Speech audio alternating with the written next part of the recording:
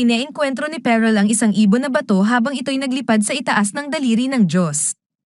Siya'y nagpapaalam kay Lolo Verges na mayroon sa kalangitan. Pagdating niya sa dulo ng bangin, kumuha ang matandang lalaki ng mga gulay mula sa kanilang hardin at sinabi na matagal na silang hindi nakakakita ng ganito. Sinabihan ni Perel ang kanyang lolo na wala siyang dala para makuha ito. Ito'y nagudyok sa kanya na kumuha ng isang pitchfork habang unti-unti itong nagiinit. Sinabihan siya ng kanyang apo na makakawala ang kanilang inaasam na preda. Inihagis ng matanda ang kanyang ginamit na pang-agrikultura at nakuha nito ang ibon mula sa kalangitan. Naisip ni Perel na maaaring maganda ang ideya na sumubok tumalon mula sa bangin at hawakan ang ibong malapit ng mamatay. Si Verges ay nagmadaling nagtakbuhan upang subukang hulihin sila, ngunit masyadong mabagal. Hindi rin nagpahuli ang batang lalaki habang hinahawakan niya ang ibon at pinapanatili ang kanyang sarili sa pamamagitan ng kanyang isa pang kamay. Nakabalik siya sa lupa, at pumasok sila upang hatiin ito. Ibinigay ni Perel ang karangalan, at siya'y mahusay na nagbalat at nagputol ng ibon sa mga piraso. Natuwa ang kanyang lolo sa kanyang kahusayan sa pagbabalat ng karne. Ang dalawang ito ay nagluto ng isang piraso ng nilalang, at labis na na-excite si Perel sa pagkain. Kinuha ng lalaki ang isang bahagi at nagsimulang kainin ito. Habang nag-e-enjoy ang dalawa sa kanilang pagkain, bigla na lang nawala ang tatak ng ibon sa ilalim ng ulo nito. Nang maglaon, nag-ensayo si Perel kasama ang kanyang lolo, kung saan ang layunin ay wasakin ang siyang tinatawag na old-timer. Ang young buck ay humaharap at gumagawa ng puwang upang itulak ang likod ni Vergie, ngunit kinakaya ni Verges ang kanyang lakas. Pagkatapos nito, inangat siya ng matandang lalaki at inihagis na nagtapos ng laban. Ang batang lalaki ay nagwawala sa inis sa kanyang pagkatalo. Ngunit nagbigay si Lolo ng kumpiyansa sa kanya nang aminin niya na malapit ang laban at kinailangan niyang maging seryoso sa pagtalo kay Perel upang pigilan ang kanyang lakas. Ito'y nagpapasaya kay Perel at nagsasayaw siya sa kasiyahan. Si Vergie ay nagpapaumanhin dahil kailangan niyang bumaba sa bukal upang hugasan ang mga pinggan. Habang ginagawa niya ito, siya'y nagmumuni-muni kung paano kamakailan lamang ay sanggol pa ang kanyang apo. Ito'y nagugulat sa bilis ng paglaki ng batang lalaki. Ang pag-iisip kay Perel ay nagudyok sa kanya na maalala ang isang mahalagang bagay. Kaya't itinigil niya ang pagsasalin ng mga pinggan at nagmadali. Natagpuan niya ang kanyang apo na umiihi sa likod at binabalaan siya na kinabukasan ay kaarawan na niya. Si Verges ay nahulog sa sahig sa gulat nang tanungin siya ni Perel kung ilang taon na siya. Sinabi ng kanyang lolo na siya'y magiging 16 taong gulang. Ito ay opisyal na gagawin siyang isang adult. Nai-excite si Perel na makakasama niya ang kanyang lolo sa hinaharap na magkaroon ng Cold One. Ngunit ito ay tinanggihan ng kanyang lolo na sinabi na ang bata pa para sa alak. Ito ay nag-alis ng kasiyahan kay Perel. Kinabukasan, dinala siya ni Verges sa tuktok ng isang bangin. Opisyal na kinilala ng kanyang lolo ang kanyang bagong edad at tinanong kung nais niya bang iwan ang daliri ng Diyos para magkaroon ng isang malalaking adventure sa buong mundo. Ito'y nagugulat nang marinig ni Perel ang kanyang pagiging hindi interesado. Si Verges nangungusap ng may labis na damdamin at sinabi sa kanyang apo na noong siya ay 16, ang kanyang hilig sa paglalakbay ang nagtulak sa kanya na iwan ang kanyang lupang sinilangan. Nabibighani ang matandang lalaki na magkaibang-magkaiba ang kanyang apo. Ipinaliwanag ni Perel na araw-araw siyang masaya kaya't wala siyang pagnanasa na maghanap ng adventure. Si Verges ay nagtatangkang mabuhay ng kuryosidad sa kanyang apo sa pamamagitan ng pagtukoy sa madilim na anyo na kanilang paminsang nakikita sa ibabaw ng mga ulap. Alam na ito ng bata na tinatawag na Sky Temple.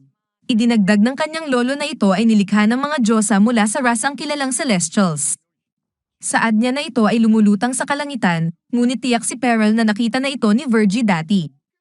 Sinabi ng matandang lalaki sa bata na hindi niya alam kung paano lumipad. Patuloy pa rin ang kanyang lolo sa pagtatangka na magliyab ng kuryosidad sa kanya sa pamamagitan ng paglalarawan ng malawak na lupain sa ilalim ng daliri ng Diyos na tinatawag na Britannia, na puno ng nakakakiliti at misteryosong mga pakikipagsapalaran. Halimbawa, mayroong isang kabalyero na naglalakbay sa kanyang mystic ship sa mga langit. May mga kuweba na nagdadala sa impyerno, isang gubat ng mosaic na imposibleng takasan, at marami pang iba. Namumulat ang mata ni Verges nang makita niyang ang mga kwentong ito ay hindi nagpasiklab ng apoy sa kanyang puso, samantalang mas interesado si Perel na manghuli ng mga isdang lumilipad para sa kanilang hapunan. Nang gabing iyon, kanilang ikinasaya ang kanilang nahuli, at nagsimulang magmuni-muni si Verges sa ilalim ng impluwensya ng Happy Juice. Sinabi niya sa bata na ang kanyang ama ay sobrang nagnanais na mag-adventure kaya't agad siyang lumabas ng pinto noong mag-26 na siya. Ngunit binanggit niya na ang kanyang ama ay pumanaw na nagdulot kay Verges na agad na magbago ng paksa. Ngayon, gusto niyang malaman kung hindi ba naiinip at nai-isolate si Peril sa pagtira sa mataas na lugar. Tinigilan siya ng bata at siniguro na hindi siya naiinip dahil naruroon ang kanyang lolo. Pagkatapos ng kanilang hapunan, patuloy na umiinom si Verges at nagsisimulang magbasa ng isang lumang pananampalataya na tinapos ni Peril dahil laging naririnig ito kapag nalalasing ang kanyang lolo. Ito'y tumutukoy sa pagdurog ng kasamaan at pagtutulungan para iligtas ang mga mahihina. Namangha si Verges na na-memorize ito ng kanyang apo. Bamaling ang kanyang apo at pangako niyang protektahan siya sa anumang mangyari. Natuwa si Verges sa mga salita ng kanyang apo, ngunit itinatago ito sa pamamagitan ng pagsasabing hindi pa siya ganoon kaina para mga ilangan ng kanyang proteksyon. Nagpapahinga sila at natutulog, ngunit sa gitna ng gabi, bumangon ang batang lalaki at lumabas upang masilayan ang gabi. Lumabas na ang apoy sa kanyang puso nang kanyang marinig ang mga kwento ng kanyang lolo tungkol sa mga kahangahangang bagay sa mundo. Gusto niyang magkaroon ng isang pakikipagsapalaran, at sa pag-iisip dito ay labis siyang nang excite at tumakbo-takbo sa tuktok ng bundok. Nahulog si Peril, at habang siya'y nasa sahig, binabalaan niya ang kanyang sarili na hindi siya pwede umalis dahil sa kanyang lolo. Siya'y natulog na lamang sa labas, ngunit mayroon siyang nakuhang pangitain mula kay Verges na nagbabala sa kanya ng isang bagay. Siya'y bumangon, at ang lugar ay biglang naging ma-foggy. Ang tunog ng pag-ungol ay kanyang napansin, at sa sandaling iyon, ang kabalyero na naglalakbay sa kanyang barko sa mga kalangitan ay biglang nagpakita sa harap niya. Si Ironside ay nagdudok sa gilid ng tuktok at nagsasalita sa kanyang sarili tungkol sa kung paano niya nadama ang kapangyarihan ni Vergie nang barilin niya ang ibon na bato, dahil ito'y kanyang kaakbay. Ito'y nagpapaliwanag kung bakit siya nagtaka na ang matandang lalaki ay nabubuhay sa malayo, at ito'y nagkakaroon na ng kahulugan kung bakit niya inikat ang mga lupain ngunit hindi siya natagpuan. Si Peril ay labis na nai-excite dahil mayroon palang gabi na iniuugma ang kanyang lolo. Binalaan niya at tinanong siya ni Ironside tungkol kay Verges. Siya'y namangha na ang batang ito ay ang kanyang apo. Sinabi ni Ironside na sila ay matagal nang magkaibigan noong mga Holy Night Days nila. Magkahiwalay sila 16 na taon na ang nakararaan, ngunit bumalik si Ironside dahil may ilang negosyo siya kay Verges. Tumuro si Peril patungo sa kanilang bahay sa kabila ng burol at idinagdag na marahil ay nagluluto na ito ng almusal. Mas excited ang bata na tingnan ang barko, kaya't pinapayagan siya ni Ironside. Sa kanyang kalooban, tinawag niya si Verges na isang mapang-api na tao dahil sa pagtatago ng katotohanan kay Peril habang itinataguyod siya. Sa sandaling iyon, nararamdaman ni Peril ang isang bagay. Ito ay kakaiba para sa kanya, ngunit itinuring niya itong walang halaga dahil mas interesado siya sa pagsusuri ng barko. Nagtataka siya kung paano ito lumulutang at sumubok pang sumakay at magpalusong, inaasahan na magagalaw ito, ngunit nadismaya nang hindi ito gumalaw. Iniisip niya na marahil ay kinakailangan maging isang Holy Knight upang makapamuno nito, ngunit hindi niya alam kung ano ang Holy Knight. Nagbalik ang atensyon ni Peril kay Ironside habang kinikilala niya ito bilang isang nakakakilabot na tao.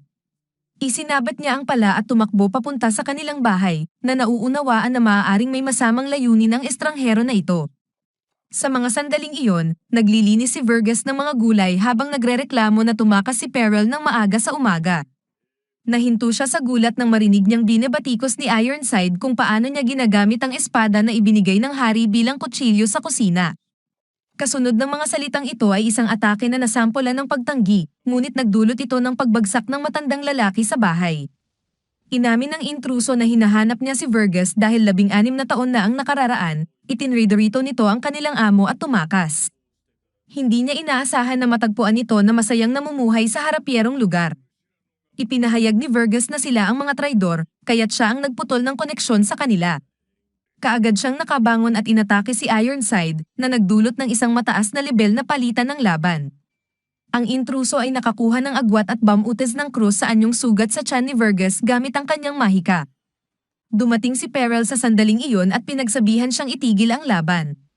Si Ironhide ay pumutok ng bato mula sa pader ng bangin at sinabi sa bata na mayroong tamaan ng lahat ng bagay, kaya't dapat siyang maghintay sa kanyang pagkakataon. Kinuha ni Peril ang isa sa mga bato na nahulog.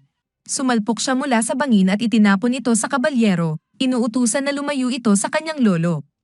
Nilusaw ng kabalyero ang unang proyektal, ngunit nang magland si Peril, agad itong kumuha ng mas malaking bato at itinapon. Nagpuna si Iron-Eyed sa kakulangan ng disiplina ni Peril habang siya ipapatayin na sana, ngunit naabala ito ni Verges. Sinabihan niya ang kanyang apo na tumakbo, ngunit tinanggihan ito ng bata na umalis. Okay lang kay Iron-Eyed iyon dahil walang intensyon na pabayaang makatakas ang isa sa kanila. Ipinamamalas niya ang kanyang mahika na nagdudulot ng mga sugat sa buong katawan ni Verges. Ang natural na ketchup ay nagdulot ng sampal sa mukha ni Peril. Ang matandang lalaki ay nagbagsak sa sahig, at habang ang bata ay tumatayo roon sa kakaibang gulat, sinasabi ni Iron-Eyed sa kanya na sisihin ang kanyang lolo para sa sitwasyong ito. Binatukan niya ang bata ng isang makapangyarihang atake na nagtamo pa ng pumapenetrang pinsala sa pader ng bangin.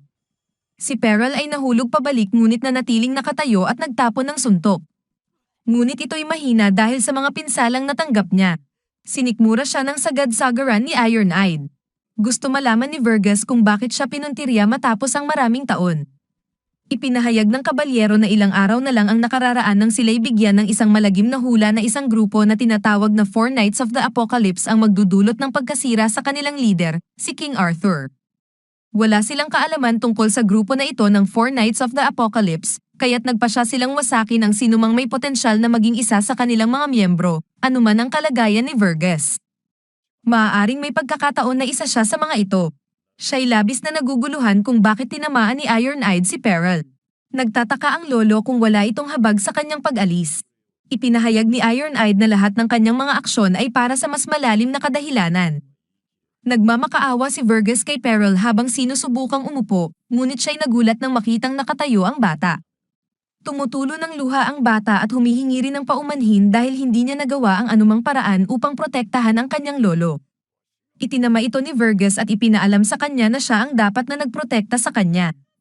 Sa sandaling iyon, niyayakap niya ang kanyang apo at sinasabi na kailangan niyang hanapin ng isang taong magiging mahalaga sa kanya at na kanyang magtitiwalaan. Ito ang taong dati niyang inaalalayan habang sila'y naglalakbay sa buhay. Nararamdaman ni Peril na ito'y parusa mula sa Diyos dahil sa kanyang kasinungalingan. Ibinulgar niya na nais niyang magkaroon ng isang pakikipagsapalaran. Sinabi ni Verges na nagsisinungaling rin siya at nagsandal sa lupa. Hindi niya maunawaan kung paano nakakalakad ang bata na may ganang sugat. Sinisiguro niya ang kanyang lolo na wala itong halaga dahil siya'y nagte-training araw-araw. Sinabi ni Verges na ang kabalyero na nakadamit pula ay ang kanyang ama. Humihingi siya ng paumanhin sa pagkukwento ng kasinungalingan na iyon, ngunit mayroon siyang mga dahilan.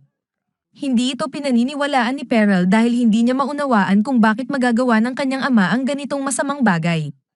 Wala nang sapat na oras ang matandang lalaki para magpaliwanag, kaya't pinapayuhan niya si Peril na hanapin si Ironside at tanungin ito.